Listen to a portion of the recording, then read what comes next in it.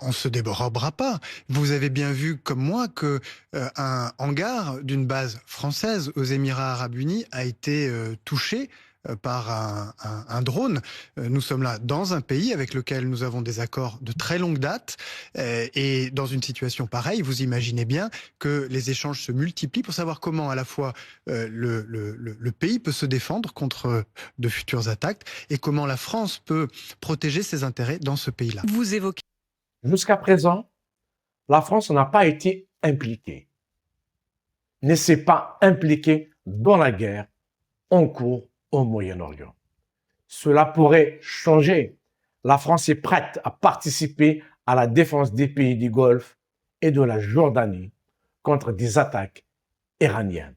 C'est ce qu'a déclaré hier en conférence de presse le ministre des Affaires étrangères, Jean-Noël Barrot.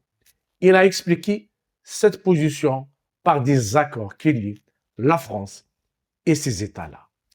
Des Rafales ont conduit leurs opérations de sécurisation du ciel au-dessus de nos bases, indique Jean-Noël Barrot ce matin sur BFM TV.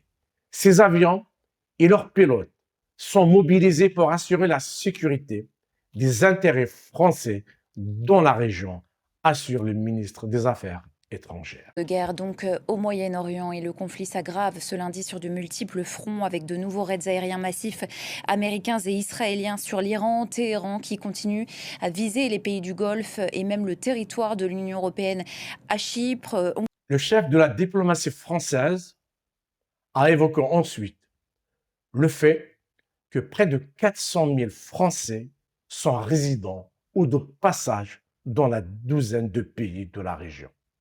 Il a assuré que les autorités françaises se tenaient prêtes à leur porter assistance et qu'il existait un dispositif organisé localement pour faciliter les sorties par voie terrestre lorsque c'est possible, ce qui n'est pas le cas de tous les pays concernés. Jean-Noël Barrot a indiqué aussi qu'à sa connaissance, aucune victime française n'était à déplorer à ce stade. À noter que la France est présente dans la région avec 3 bases militaires aux Émirats arabes unis.